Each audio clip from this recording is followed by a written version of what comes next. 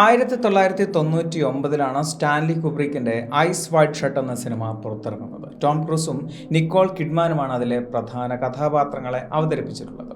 Stanley കുബ്രിക്കിന്റെ ഏറ്റവും മനോഹരമായ സിനിമയാണ് ഐസ് വൈറ്റ് ഷട്ട് എന്നാണ് ഒരു വലിയ ശതമാനം ആളുകളും അഭിപ്രായപ്പെടുന്നത്. എന്നാൽ ഐസ് വൈറ്റ് ഷട്ട് എന്ന സിനിമ ഒരു മാസ്റ്റർ പീസ് മാത്രമല്ല എന്നും ഒരുപാട് രഹസ്യങ്ങൾ അടങ്ങിയിരിക്കുന്നു, ഒളിപ്പിച്ചു വെച്ചിട്ടുള്ള ഒരു നിഗൂഢ സിനിമയാണ് ഐസ് വൈറ്റ് ഷട്ട് എന്നുമാണ് പലരുടെയും അഭിപ്രായം. അന്ന് അതെല്ലാം ഗൂഢാലോചനാ സിദ്ധാന്തങ്ങളായിരുന്നുവെങ്കിൽ ഇന്ന് അതങ്ങനെയല്ല. ഇന്ന് നമ്മൾ കാണുകയും കേൾക്കുകയും ചെയ്യുന്ന എല്ലാം തന്നെ 27 വർഷങ്ങൾക്ക് മുമ്പ് സ്റ്റാൻലി കുബ്രിക് ചിത്രീകരിച്ചിട്ടുള്ള വിഷയങ്ങളാണ്. സിനിമ കണ്ട പലർക്കും അറിയാം അതിൽ ബഹുഭൂരിപക്ഷം ഷോട്ടുകളും ന്യൂയോർക്ക് സിറ്റിയിലെടുത്തതാണ്. എന്നാൽ അത് ഷൂട്ട് ചെയ്തത് ന്യൂയോർക്കിലല്ല, അതെല്ലാം ലണ്ടനിലിട്ടിട്ടുള്ള സെറ്റുകളാണ്. എന്തെങ്കിലും സാങ്കേതിക പ്രശ്നങ്ങൾ കൊണ്ട് സെറ്റിട്ട് ഷൂട്ട് ചെയ്തതാകാമെന്ന് കരുതിയാൽ തെറ്റി. സ്ട്രീറ്റ് ഫിലിമിങ്ങിന് ഏറ്റവും ഐക്കോണിക്കായ ലൊക്കേഷൻ അന്നും ഇന്നും ന്യൂയോർക്ക് നഗരമായിരിക്കെ വാർണർ ബ്രോസ് പ്രൊഡ്യൂസ് ചെയ്ത സ്റ്റാൻലി കുബ്രിക് സിനിമയായ ഐസ് വൈറ്റ് ഷട്ട് ന്യൂയോർക്കിൽ നിന്നും ഷൂട്ട് ചെയ്യാത്തതിൻ്റെ കാരണം ഒരു ഭീഷണിയായിരുന്നു. ആ സിനിമ മുന്നോട്ട് കൊണ്ടുപോയാൽ തന്നെ ഇല്ലാതാക്കി കളയുമെന്ന ഭയം സ്റ്റാൻലി കുബ്രിക്കിനുണ്ടായിരുന്നു. ആരോ എപ്പോഴോ എവിടെയോ വെച്ച് പറഞ്ഞ ഒരു ഗോസിപ്പാണിത് എന്ന് കരുതരുത്. പറഞ്ഞത് സിനിമയിലെ നായികയായ നിക്കോൾ കിഡ്മാൻ തന്നെയാണ്.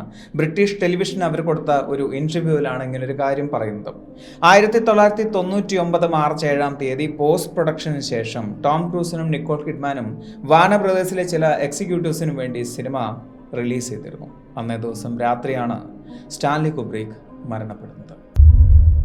70ാമത്തെ വയസ്സിൽ മരണത്തിന് കീഴടങ്ങുന്നതിന് മണിക്കൂറുകൾക്ക് മുമ്പേ തൻ്റെ സിനിമയുടെ പ്രിവ്യൂ വേളയിൽ കുബ്രിക് പറഞ്ഞത് നിക്കോൾ കിഡ്മാൻ ഓർക്കുന്നു. തൻ്റെ ഏറ്റവും നല്ല സിനിമ വരാൻ പോകുന്നേ ഉള്ളൂ എന്ന്. അതോടൊപ്പമാണ് അദ്ദേഹം പറഞ്ഞത്, ഈ സിനിമ പുറത്തിറങ്ങുന്നത് പലരെയും ചൊടിപ്പിച്ചിട്ടുണ്ട് എന്നും അവരെന്നെ ഇല്ലാതാക്കും എന്നും. അദ്ദേഹത്തിൻ്റെ മരണത്തിന് 4 മാസങ്ങൾക്ക് ശേഷമാണ് ഐസ് വൈറ്റ് ഷട്ട് എന്ന സിനിമ പുറത്തിറങ്ങുന്നത്. അതും തിയേറ്ററിൽ പല ഭാഗങ്ങളും മുറിച്ചു മാറ്റി, പല ഭാഗങ്ങളും ബ്ലർ ചെയ്തു. എന്തായിരിക്കാം ആ സിനിമയിൽ അദ്ദേഹം ഒളിപ്പിച്ചു വെച്ച രഹസ്യങ്ങൾ? ആരെയാണ് സ്റ്റാൻലി കുബ്രിക് ഭയന്നത്? പലരും പറയുന്ന ഒരു കാര്യമുണ്ട്, സിനിമയിൽ പ്രമുഖരായ പലർക്കും അറിയാമായിരുന്നു സ്റ്റാൻലി കുബ്രിക്കിൻ്റെ അവസാനത്തെ സിനിമയായിരിക്കും ഐസ് വൈറ്റ് ഷട്ട് എന്ന്. ഇനി പലരും വിശ്വസിക്കുന്നത് പോലെ ടോം ക്രൂസിനും ആ മരണത്തിൽ എന്തെങ്കിലും പങ്കുണ്ടായിരിക്കുമോ? ടോം ക്രൂസിനെ കുറിച്ച് മുന്നേ നമ്മളൊരു വീഡിയോ ചെയ്തിരുന്നു, അദ്ദേഹം വിശ്വസിക്കുന്ന ഒരു രഹസ്യ മതത്തെക്കുറിച്ച്. സ്റ്റാൻലി കുബ്രിക്കിൻ്റെ മരണത്തിൽ ആ രഹസ്യ മതത്തിന് അല്ല, ആ രഹസ്യ സംഘടനയ്ക്കും ബന്ധമുണ്ടായിരിക്കുമോ? കയറിപ്പോരും ചങ്ങായിമാരെ ബേപ്പൂർ സുൽത്താൻ്റെ ദുനിയാവിലേക്ക്.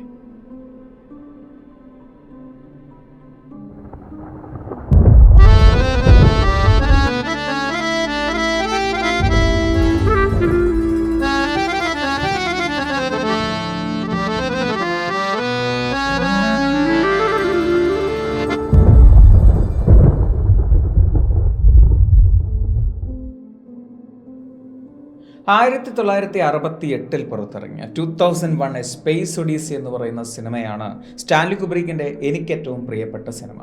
അതെനിക്ക് ഏറ്റവും പ്രിയപ്പെട്ടതാവാനുള്ള കാരണം അതിനോട് ചേർത്ത് പറയുന്ന ചില കോൺസ്പിറസി തിയറികൾ തന്നെയാണ്. 1964-65 കാലഘട്ടങ്ങളിലാണ് ഈ ഒരു സിനിമ ഷൂട്ട് ചെയ്ത് തീർത്തിട്ടുള്ളത്. എൻ്റെ അറിവ് ശരിയാണെങ്കിൽ ഏതാണ്ട് ഒരു 6 മാസം മുതൽ 1 വർഷത്തിനിടയിലാണ് ഈ ഒരു സിനിമയുടെ ഷൂട്ട് തീർന്നിട്ടുള്ളത്. 1965 തുടക്കത്തിൽ തന്നെ ഷൂട്ട് കഴിഞ്ഞുവെങ്കിലും അതിൻ്റെ പോസ്റ്റ് പ്രൊഡക്ഷനൊക്കെ കഴിഞ്ഞ് സിനിമ അവസാനിക്കുന്നത് 1968 1968 തന്നെ സിനിമ പുറത്തിറങ്ങുകയും ചെയ്തിരുന്നു. പറഞ്ഞു കേൾക്കുന്ന കഥയനുസരിച്ച് 1968 സിനിമ പുറത്തിറങ്ങിയതിന് ശേഷം കുബ്രിക്കിനെ നാസ ലോകപ്രശസ്തമായ ഒരു സീൻ ഷൂട്ട് ചെയ്യാൻ വേണ്ടി ക്ഷണിച്ചതായി പറയപ്പെടുന്നു. എന്തിനെക്കുറിച്ചാണ് ഞാൻ പറയുന്നത് എന്ന് ബേപ്പൂർ സുൽത്താൻ ഫോളോ ചെയ്യുന്ന ആളുകൾക്ക് മനസ്സിലായിട്ടുണ്ടാവും. അതായത് പറഞ്ഞു വരുന്നത് ഒരു കോൺസ്പിറസി തിയറിയെ കുറിച്ച് തന്നെയാണ്, moon landing conspiracy theory. Apollo 11 ചന്ദ്രനിൽ ഇറങ്ങിയത് സ്റ്റാൻലി കുബ്രിക് ഷൂട്ട് ചെയ്തതാണ് എന്ന് പറയുന്ന കോൺസ്പിറസി തിയറിയെ കുറിച്ച്. അത് സത്യമല്ല എന്നും വെറും ഗൂഢാലോചന സിദ്ധാന്തങ്ങളാണ് എന്നും പറഞ്ഞ് ഒരുപാട് തർക്കങ്ങൾ നമ്മൾ കേട്ടിട്ടുണ്ട്. നമ്മുടെ വിഷയം അതല്ലാത്തത് കൊണ്ട് ആ മേഖലയിലേക്ക് ഞാൻ പോകുന്നില്ല. എന്തായാലും നാസയ്ക്ക് വേണ്ടി സ്റ്റാൻലി കുബ്രിക് ഒരു പ്രോജക്റ്റ് ചെയ്തിട്ടുണ്ട് എന്നും അതിനുവേണ്ടി കുറഞ്ഞ വെളിച്ചത്തിൽ ഷൂട്ട് ചെയ്യാൻ പറ്റിയ പ്രത്യേക ലെൻസുകളെ കുറിച്ച് അദ്ദേഹം അന്വേഷിച്ചിരുന്നു എന്നും പലരും പറയുന്നുണ്ട്. അതിനും 12 വർഷങ്ങൾക്ക് ശേഷമാണ് സ്റ്റാൻലി കുബ്രിക് ദ ഷൈനിങ് എന്ന് പറയുന്ന സിനിമ ചെയ്യുന്നത്. 1980 പുറത്തിറങ്ങിയ ദ ഷൈനിങ് എന്ന സിനിമയിൽ ഈ പറയുന്ന കോൺസ്പിറസി തിയറിക്ക് അദ്ദേഹം ചില മറുപടികൾ ഒളിപ്പിച്ചു വെച്ചതായി പറയുന്നുണ്ട്. അതിൽ ചിലതാണ് ഡാനി എന്ന കുഞ്ഞിൻ്റെ കഥാപാത്രം ധരിക്കുന്ന ഒരു ടീഷർട്ടിൽ അപ്പോളോ 11 എന്ന് എഴുതിയിരിക്കുന്നതും ആ ഹോട്ടലിൽ അവർ താമസിക്കുന്ന റൂമിൻ്റെ നമ്പറും. നമുക്കറിയാം ദ ഷൈനിങ് എന്ന സിനിമ സ്റ്റീഫൻ കിങ്ങിൻ്റെ കഥയാണ്. സ്റ്റീഫൻ കിങ് കഥയിൽ എഴുതിയിട്ടുള്ളത് 217 മുറിയെക്കുറിച്ചാണ് എങ്കിൽ സ്റ്റാൻലി കുബ്രിക് അത് 237 മുറി എന്ന രീതിയിലാണ് സിനിമയിൽ കാണിച്ചിട്ടുള്ളത്. 237 എന്താണ് പ്രത്യേകത? അതൊരു സാധാരണ നമ്പറല്ല. എന്നാൽ കോൺസ്പിറസി തിയറിസ്റ്റുകൾ പറയുന്നത് അതൊരു സാധാരണ നമ്പറല്ല എന്നാണ്. 237 എന്ന സംഖ്യയ്ക്ക് ഒരു പ്രത്യേകതയുണ്ട്. ഭൂമിയിൽ നിന്നും ചന്ദ്രനിലേക്കുള്ള ദൂരം 2,37,000 മൈലുകളാണ്. 237. അതുമാത്രമല്ല, സിനിമയിലെ പ്രൊട്ടാഗണിസ്റ്റ് കഥാപാത്രമായ ജാക്ക് നിക്കോൾസൺ അവതരിപ്പിച്ച ജാക്ക് ടോറൻസ് ഒരു സൈക്കോ ആയി മാറി തുടങ്ങുമ്പോൾ ടൈപ്പ് ചെയ്യുന്നത് കാണിക്കുന്നുണ്ട്. അതിൽ all works and no play makes Jack a dull boy എന്ന് എഴുതുന്ന വരി ഓൾ എന്ന വാക്ക് A11 എന്നാണ് അർത്ഥമാക്കുന്നത് എന്നും അത് അപ്പോളോ 11 സൂചിപ്പിക്കുന്നത് എന്നും അവർ പറയുന്നു. അതുപോലെ ഡാനി ടൊറൻസ് എന്ന കുഞ്ഞ് ഫ്ലോറിലിരുന്ന് കളിക്കുന്ന ഭാഗത്ത് ഫ്ലോറിൻ്റെ പാറ്റേൺ ശ്രദ്ധിക്കണം. അത് ശരിക്കും ഒരു ലോഞ്ച് പാഡിൻ്റെ രൂപത്തിലാണ് എന്നും അതിനൊത്ത നടുക്കാണ് കുഞ്ഞ് അതിൻ്റെ കളിപ്പാട്ടങ്ങൾ നിരത്തി വെക്കുന്നത് എന്നും അവർ പറയുന്നു. ഞെട്ടിക്കുന്നൊരു കാര്യം, അപ്പോളോ 11 ലോഞ്ച് പാഡ് എക്സാക്ട്ലി അതുപോലെ തന്നെയാണ്. ഒരു തരത്തിൽ പറഞ്ഞാൽ ഇതെല്ലാം വെറും പാറ്റേൺ സീക്കിംഗ് ആണ്. അതായത് ഒന്നിനെ തന്നെ പ്രതീക്ഷിച്ച് നമ്മൾ നിരീക്ഷിക്കുമ്പോൾ കാണുന്ന ഒരു പാറ്റേൺ മാത്രം. എന്നാൽ ഇതിനെ നമുക്ക് അങ്ങനെ പറഞ്ഞ് തള്ളിക്കളയാൻ കഴിയില്ല. കാരണം ഇവിടെ ഡയറക്ടർ സ്റ്റാൻലി കുബ്രിക് ആണ്. അദ്ദേഹം ഒരു സാധാരണ ഫിലിം ഡയറക്ടറല്ല. ഇത്രയും പറഞ്ഞത് സ്റ്റാൻലി കുബ്രിക് എന്ന് പറയുന്ന ഡയറക്ടറെ മനസ്സിലാക്കാൻ വേണ്ടിയിട്ടാണ്. അതായത് അദ്ദേഹം ഒരു സിനിമ ചെയ്യുമ്പോൾ അല്ലെങ്കിൽ ഒരു സീൻ ചെയ്യുമ്പോൾ, അതും വേണ്ട ഒരു ഷോട്ട് ചെയ്യുമ്പോൾ അതിൽ പലതും ഒളിപ്പിച്ച് വെക്കാനുള്ള സാധ്യതയുണ്ട് എന്ന് മനസ്സിലാക്കാൻ വേണ്ടിയാണ്. അതുകൊണ്ട് തന്നെ ഏതാണ്ട് ഒരു 2.25 മണിക്കൂർ നീളമുള്ള ഐസ് വൈറ്റ് ഷട്ട് എന്ന് പറയുന്ന ഒരു സിനിമ, അതായത് ഒരുപാട് രഹസ്യങ്ങൾ ഒളിപ്പിച്ചു വെച്ചിട്ടുള്ള ഒരു രഹസ്യ സംഘടനയെക്കുറിച്ച് പരസ്യമായി പറയുന്ന ഒരു സിനിമയിൽ അദ്ദേഹം എന്തൊക്കെ ഒളിപ്പിച്ചു വെച്ചിട്ടുണ്ടാവും? ബിൽ ഹാഫോർഡ് എന്ന ഒരു ഡോക്ടറുടെ കഥാപാത്രത്തെയാണ് Tom Cruise Eyes Wide Shut എന്ന സിനിമയിൽ അവതരിപ്പിക്കുന്നത്. അദ്ദേഹത്തിൻ്റെ ഭാര്യയായ ആലിസിൻ്റെ കഥാപാത്രത്തെയാണ് നിക്കോൾ കിഡ്മാൻ അവതരിപ്പിക്കുന്നത്. ഈ ഭാര്യയും ഭർത്താവും കൂടി ഒരു എലീറ്റ് പാർട്ടിക്ക് പങ്കെടുക്കാനായി പോകുന്നു. അവിടെ വെച്ച് സിനിമ മറ്റൊരു തലത്തിലേക്ക് മാറുകയാണ്. അവിടെ നമുക്ക് കാണാൻ സാധിക്കുന്നത് വ്യത്യസ്തമായ ചില കോൺസെപ്റ്റുകളാണ്. അതായത് ഭാര്യയും ഭർത്താവും ഒരുമിച്ചല്ല ആ ഒരു പാർട്ടി ആഘോഷിക്കുന്നത്. അവിടെ മറ്റൊരു പാർട്ട്ണറെ തേടി പോകുന്ന ഭാര്യയെയും ഭർത്താവിനെയും നമുക്ക് കാണാൻ സാധിക്കും. ഇതിലൂടെ വൈഫ് സ്വാപ്പിംഗ് എന്ന് പറയുന്ന റിച്വൽ കോൺസെപ്റ്റിനെയാണ് സൂചിപ്പിക്കുന്നത് എന്ന് ആദ്യത്തെ ഷോട്ട് മുതൽ ഡീകോഡ് ചെയ്യപ്പെടുന്നുണ്ട്. കല്യാണത്തിന് ശേഷമുള്ള ജീവിതത്തെക്കുറിച്ചും പണക്കാരുടെ ജീവിതത്തെക്കുറിച്ചുമെല്ലാം ബിൽ അതുവരെ അറിഞ്ഞതൊന്നുമല്ല യാഥാർത്ഥ്യങ്ങളെന്ന് അയാൾ തിരിച്ചറിയുന്നതിലൂടെയാണ് കഥ മുന്നോട്ട് പോകുന്നത്. അവിടുന്ന് ബിൽ ഒരു രഹസ്യ കൂട്ടായ്മയെക്കുറിച്ചും അവിടെ നടക്കുന്ന ചില റിച്വലുകളെക്കുറിച്ചും അറിയുന്നു. സ്വന്തം ഐഡന്റിറ്റി മറയ്ക്കുന്ന ഒരു മുഖം മൂടി ധരിച്ച് ബിൽ ആ കൂട്ടായ്മയിൽ പങ്കെടുക്കുന്നുണ്ട്. ബില്ലിന് അവിടെ നിന്നും അസ്വാഭാവികമായ ചില കാഴ്ചകളാണ് കാണാൻ സാധിക്കുന്നത്. അതായത് ആ ഒരു കൂട്ടായ്മയിൽ തന്നെ പോലെ തന്നെ മുഖം മൂടി ധരിച്ചിട്ടാണ് പലരും വന്നെത്തിയിട്ടുള്ളത്. ആ രഹസ്യ സംഘത്തെക്കുറിച്ചും അവരുടെ കൂട്ടായ്മയെക്കുറിച്ചും ഒന്നും പുറം ലോകത്തോട് യാതൊന്നും പറയരുത് എന്നും പറഞ്ഞാൽ അത് വിപരീത ഫലമായിരിക്കും തൻ്റെ കുടുംബത്തിനുണ്ടാവുക എന്നുള്ള താക്കീതുമാണ് ബില്ലിന് ലഭിക്കുന്നത്. ഇതെല്ലാം സിനിമയ്ക്ക് വേണ്ടി ചുമ്മാ സൃഷ്ടിക്കുന്ന ദൃശ്യങ്ങളല്ലേ? ആരൊക്കെയോ ഇട്ട സെറ്റിൽ മറ്റാരൊക്കെയോ അഭിനയിക്കുന്ന വെറും സീനുകൾ. എന്നാൽ അങ്ങനെയല്ല, ഇത് യഥാർത്ഥത്തിൽ സംഭവിച്ച ഒരു ഇവൻ്റാണ്. അതിനെയാണ് സ്റ്റാൻലി കുബ്രിക് ചിത്രീകരിച്ച് വെച്ചിട്ടുള്ളത്. 1972 ഫ്രാൻസിൽ നടന്ന റോസ്ചൈൽഡ് സർറിയലിസ്റ്റിക് ബോൾ എന്ന ഇവൻ്റ്. മേരി ഹെലേന ഡി റോസ്ചൈൽഡ് തൻ്റെ ഭർത്താവായ ഗൈ ഡി റോസ്ചൈൽഡുമായി ചേർന്ന് 1972 ഡിസംബർ 12 അവരുടെ ഫാമിലി എസ്റ്റേറ്റിൽ വെച്ച് നടത്തിയ ഒരു സോഷ്യൽ ഇവൻ്റാണ് സർറിയലിസ്റ്റിക് ബോൾ ഓഫ് 1972. 20ാം നൂറ്റാണ്ടിൽ തന്നെ ഏറ്റവും ശ്രദ്ധ നേടിയ സോഷ്യൽ ഇവൻ്റ് എന്നും ഇത് അറിയപ്പെടുന്നുണ്ട്. ഇതിൻ്റെ ആർട്ട് ഡയറക്ഷൻ ചെയ്തത് പ്രശസ്ത കലാകാരനായ സാൽവദോർ ഡാലിയാണ്. ഈ ഇവൻറ്റിൻ്റെ പ്രത്യേകത ഇതിന് ഒരു പ്രത്യേക ഇൻവിറ്റേഷൻ ഉണ്ടായിരുന്നു എന്നതാണ്. അധികമാർക്കും നൽകാത്ത ഒരു പ്രത്യേക സീക്രട്ട് ഇൻവിറ്റേഷൻ. അതിന് പ്രത്യേക ഡ്രസ് കോഡും ഉണ്ടായിരുന്നു. കറുത്ത നീളം കൂടിയ വസ്ത്രങ്ങളും ടൈയും ഇതിന് നിർബന്ധമായിരുന്നു. അതോടൊപ്പം മുഖം വ്യക്തമാകാത്ത രീതിയിലുള്ള സർറിയലിസ്റ്റിക് മുഖംമൂടികളും വേണമായിരുന്നു. ആ കാലത്ത് അധികമാരും അറിയാതിരുന്ന ഈ ഒരു ഒത്തുചേരൽ ചില ചിത്രങ്ങൾ ലീക്ക് ചെയ്തതോടുകൂടിയാണ് ലോകം അറിയുന്നത്. ആ ചിത്രങ്ങളിൽ തന്നെ ആളുകളെ ഭയപ്പെടുത്തുന്ന പലതും അടങ്ങിയിട്ടുണ്ടായിരുന്നു. ആമകളെയും മത്സ്യങ്ങളെയും പോലെ തീൻമേശയിൽ സ്റ്റഫ് ചെയ്തെടുത്ത, കയ്യും കാലും മുറിച്ചെടുത്ത ഒരു ചെറിയ കുഞ്ഞിൻ്റെ രൂപം പോലും ഉണ്ടായിരുന്നു. ചുവന്ന റോസാപ്പൂക്കൾ കൊണ്ട് നിർമ്മിച്ച ഒരു മെത്ത, അതിനു മുകളിൽ നഗ്നയായ ഒരു സ്ത്രീ രൂപം, അതിന് മുകളിലാണ് ഈ പറയുന്ന പ്രമുഖർക്ക് വേണ്ടിയുള്ള ഭക്ഷണം വിളമ്പി വെച്ചിട്ടുണ്ടായിരുന്നത്. ഇതെല്ലാം സംഭവിക്കുന്നത് ഒരു ചുവന്ന വെളിച്ചത്തിലാണ്. ചുവപ്പ് നിറം സൂചിപ്പിക്കുന്നത് സാത്താനിസത്തെയാണ് എന്ന് സിദ്ധാന്തങ്ങൾ പറയുന്നു. സിനിമയിൽ ഈ ഒരു രംഗം ചിത്രീകരിക്കാൻ ഉപയോഗിച്ചിട്ടുള്ള ലൊക്കേഷൻ ഇംഗ്ലണ്ടിലെ മെൻമോർ ടവേഴ്സ് ആണ്. ഈ മെൻമോർ ടവേഴ്സ് എന്ന് പറയുന്നതിന് മറ്റൊരു കഥ കൂടിയുണ്ട്. 1977 വരെ ഈ പ്രോപ്പർട്ടി നമ്മുടെ റോത്സ്ചൈൽഡ് ഫാമിലിയുടെ പ്രോപ്പർട്ടി ആയിരുന്നു. അതിനുശേഷം ഈ ഒരു പാലസ് വാങ്ങിയിട്ടുള്ളത് മറ്റൊരു രഹസ്യ സംഘടനയാണ്. അതിൻ്റെ പേര് പറഞ്ഞാൽ ചിലപ്പോൾ നിങ്ങൾ അറിയും, സയന്റോളജിയെക്കുറിച്ചും സയന്റോളജിയിൽ ബന്ധമുള്ള ടോം ക്രൂസിനെ കുറിച്ചും വീണ്ടും ഞാൻ എക്സ്പ്ലെയിൻ ചെയ്യേണ്ട കാര്യമുണ്ടെന്ന് എനിക്ക് തോന്നുന്നില്ല. കാരണം അതേക്കുറിച്ച് വ്യക്തമായൊരു വീഡിയോ നമ്മൾ ചെയ്തിട്ടുണ്ട്. അതൊന്ന് കണ്ടുവന്നാൽ ഇനി ഞാൻ പറയാൻ പോകുന്ന കാര്യങ്ങൾക്ക് മറ്റൊരു പേഴ്സ്പെക്റ്റീവ് കൂടി നിങ്ങൾക്ക് കിട്ടും. ഇതുമായി ചേർത്ത് വായിക്കേണ്ട മറ്റൊരു ലൈഫുണ്ട്. അത് സ്റ്റാൻലി കുബ്രിക്കിൻ്റെ ഇളയ മകളായ വിവിയൻ കുബ്രിക്കാണ്. ഇന്ന് സയന്റോളജിയുടെ ഏറ്റവും പ്രശസ്തയായ അല്ലെങ്കിൽ ഏറ്റവും പ്രധാനപ്പെട്ട ഒരു അംഗമായി കണക്കാക്കാവുന്ന ഒരാളാണ് വിവിയൻ കുബ്രിക്ക്. അവർ സ്വന്തം ഭാവിയും സ്വന്തം കുടുംബത്തെയും സ്വന്തം മാതാപിതാക്കളെയും ഇട്ടെറിഞ്ഞാണ് ഇങ്ങനൊരു സംഘടനയുടെ ഭാഗമായി ജീവിക്കുന്നത്. തൻ്റെ അവസാനത്തെ സിനിമയായ ഐസ് വൈറ്റ് ഷർട്ട് എന്ന സിനിമയിൽ മാതാപിതാക്കളുടെ ഇടയിൽ നിന്നും കറുത്ത കോട്ടണിഞ്ഞ രണ്ടുപേരോടൊപ്പം നടന്നു പോകുന്ന ബെല്ലിൻ്റെയും ആലിസിൻ്റെയും കുഞ്ഞിൻ്റെ ഫ്രെയിം കണ്ണ് നിറഞ്ഞാണ് സ്റ്റാൻലി കുബ്രിക്ക് എടുത്തത് എന്ന് സെറ്റിലുള്ളവർ പറയുന്നുണ്ട്.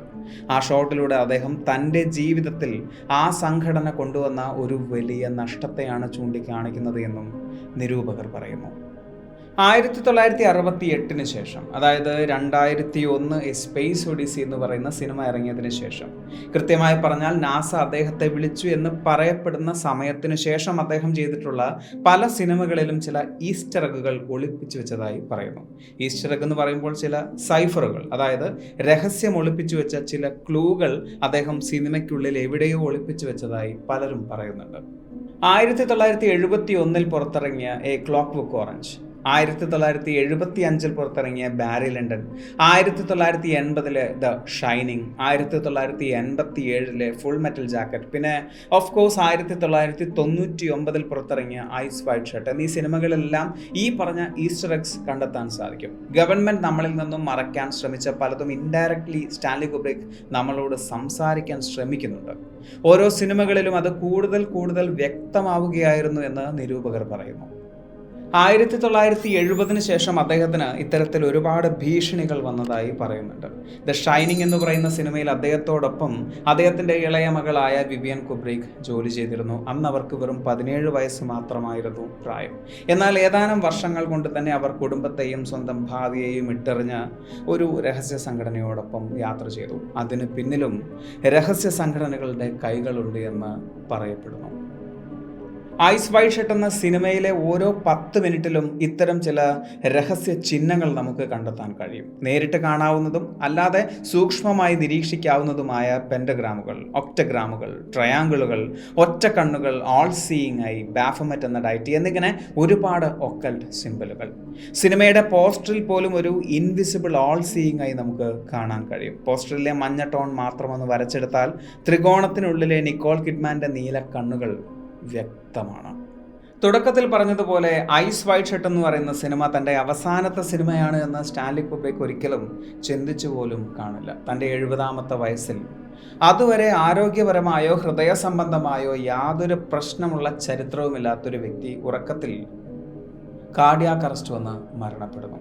അതൊരു സാധാരണ മരണമാണോ, അതോ ഇനി ഇയാളെ വെറുതെ വിട്ടാൽ പല രഹസ്യങ്ങളും പരസ്യമാകുമെന്നുള്ള ആരുടെയെങ്കിലും ഭയം കാരണം അവർ സൃഷ്ടിച്ചെടുത്ത ഒരു മരണം? ഇപ്പോഴും ഇതെല്ലാം വെറും തോന്നൽ മാത്രമാണ് എന്ന് നിങ്ങൾ കരുതുന്നുണ്ടോ? എന്തുകൊണ്ടായിരിക്കും ഈ ഒരു സിനിമയ്ക്ക് ഐസ് വൈഡ് ഷട്ട് എന്ന് പറയുന്ന പേര് നിർദ്ദേശിച്ചിട്ടുള്ളത്? ആ ഒരു ഫ്രേസിൻ്റെ അർത്ഥം കണ്ണുകൾ വിശാലമായി അടയ്ക്കുന്നു എന്നാണ്. കണ്ണുകൾ വിശാലമായി അടയ്ക്കുന്നു എന്നത് മാത്രമാണോ അതിൻ്റെ അർത്ഥം? ആ ഒരു ഫ്രേസിൻ്റെ മീനിങ് കോൺഷ്യസ്ലി ഇഗ്നോറിങ് എന്നാണ്. അതായത് മനഃപൂർവ്വം ചിലതിനോട് കണ്ണടയ്ക്കുന്നു എന്ന്. യഥാർത്ഥത്തിൽ എന്തിനോടാണ് നമ്മൾ മനഃപൂർവ്വം കണ്ണടയ്ക്കുന്നത്? എവിടെയോ ഒരു സ്ഥലത്തിരുന്ന് ഒരു കൂട്ടം ആളുകൾ വൺ വേൾഡ് ഓർഡറിനെ കുറിച്ച് ചിന്തിച്ചാൽ അതൊരു സാധാരണക്കാരനെ ബാധിക്കുന്നത് എങ്ങനെയാണ്? ഈ പറയുന്ന സംഘടനകളിലെ എലീറ്റ്സ് അല്ലെങ്കിൽ പ്രമുഖർ, അവരുടെ വലുപ്പം നിങ്ങൾക്ക് കരുതാവുന്നതിലും അപ്പുറത്താണ്. നമ്മുടെ ഈ കൊച്ചു കേരളത്തിൽ ഒരു പനി പിടിച്ചൊരു വ്യക്തി ഒരു ഹോസ്പിറ്റലിൽ പോയി എന്ന് വിചാരിക്കുക. അവിടെ നിന്നും അവൻ ഒരു സ്ട്രിപ്പ് പാരസിറ്റാമോളുമായി തിരിച്ചു പോകണോ, അതോ അവൻ്റെ ഇൻഷുറൻസിൻ്റെ പാക്ക് നോക്കി അവൻ ഹോസ്പിറ്റലിൽ തന്നെ അഡ്മിറ്റ് ആവണോ എന്ന് തീരുമാനിക്കുന്നത് ആരാണ്? നിങ്ങളാണ് എന്നാണ് നിങ്ങൾ ഇപ്പോഴും കരുതുന്നത് എങ്കിൽ അതിനർത്ഥം നിങ്ങളൊരു വിഡ്ഢിയാണ് എന്നാണ്. Black stone, KKR, ടെമാസക്, TPG, matrix എന്നിങ്ങനെ പല ഭീമന്മാരും ചേർന്ന് കേരളത്തിലെ ആശുപത്രികളിൽ ഇൻവെസ്റ്റ് ചെയ്തിട്ടുള്ളത് 7000 കോടിയിൽ കൂടുതലാണ്. തിരിച്ചു വരാൻ സാധ്യതയില്ലാത്ത ഒരിടത്ത് പണം എങ്ങനെ ഉണ്ടാക്കണമെന്ന് നന്നായി അറിയാവുന്ന ഇവർ പണം മുടക്കുമെന്ന് നിങ്ങൾ കരുതുന്നുണ്ടോ? 3.5 കോടി ജനങ്ങൾ മാത്രം പാർക്കുന്ന കേരളത്തിൽ 7000 കോടി പണമിറക്കണമെങ്കിൽ അത്രയ്ക്കും ലാഭം അവർ പ്രതീക്ഷിക്കുന്നുണ്ടാവില്ലേ? ഇത് 100% ലിറ്ററസി ഉള്ള നമ്മുടെ നാടിനെ കുറിച്ചാണ് പറയുന്നത്. അതായത് പൊതു ആരോഗ്യ സ്ഥാപനങ്ങൾ നമ്പർ 1 ആയിട്ടുള്ള നമ്മുടെ സ്വന്തം കേരളത്തെക്കുറിച്ച്. അപ്പോൾ മറ്റ് സംസ്ഥാനങ്ങളിലെ കാര്യം ഒന്ന് വെറുതെ ചിന്തിച്ചാൽ മാത്രം മതി. ശരിയാണ്, നമുക്ക് മൾട്ടി സ്പെഷ്യാലിറ്റി ഹോസ്പിറ്റലുകൾ വേണം, ഫെസിലിറ്റീസ് വേണം. പക്ഷേ നമ്മൾ ദൈവങ്ങളെ പോലെ കാണുന്നവർ നമ്മളെ കാണുന്നത് വെറും ബിസിനസ്സായിട്ടാണ് എങ്കിൽ നമ്മൾ എന്ത് ചെയ്യും? അതിൽ നിന്നും നമ്മെ രക്ഷിക്കേണ്ടവർ അവരുടെ ബിസ്ക്കറ്റ് വാങ്ങി നക്കി അവർക്ക് നേരെ വാലാട്ടി തുടങ്ങിയാൽ നമ്മൾ എന്ത് ചെയ്യും? ഇത് ഒരു മേഖലയിലെ കാര്യം മാത്രമാണ്. ഇതുപോലെ പല മേഖലയിലും അവർ അവരുടെ കറുത്ത കൈകൾ അല്ല, അവരുടെ ഒറ്റ കണ്ണുകൾ പതിപ്പിച്ച് തുടങ്ങിയിട്ടുണ്ട്. ഇത് നമുക്ക് വന്യമായ കാര്യമാണ്. അതായത് നമ്മൾക്ക് കണ്ട് ശീലമില്ലാത്ത കാര്യമാണ്. എന്നാൽ നമ്മുടെ അടുത്ത തലമുറ ജീവിച്ച് തുടങ്ങുന്നത് അതിലാണ്. നമ്മെ സംബന്ധിച്ച് ഈ അസാധാരണമായ കാഴ്ചകൾ ന്യൂ നോർമലാണ്. നാളെ ശീലമാക്കേണ്ട സാധാരണമായ കാഴ്ചകൾ. ഈ ഒരു വീഡിയോ നിങ്ങൾക്ക് ഇഷ്ടമായി എന്ന് വിചാരിക്കുന്നു. സുൽത്താൻ എപ്പോഴും പറയുന്നത് പോലെ സബ്സ്ക്രൈബുകൾ കൂമ്പാരമാകുമ്പോൾ പരിപാടി ഗംഭീരം. അതുകൊണ്ട് സബ്സ്ക്രൈബ് ചെയ്യുക. അടുത്ത വീഡിയോയ്ക്ക് വേണ്ടി കാത്തിരിക്കുക. അതുവരെ.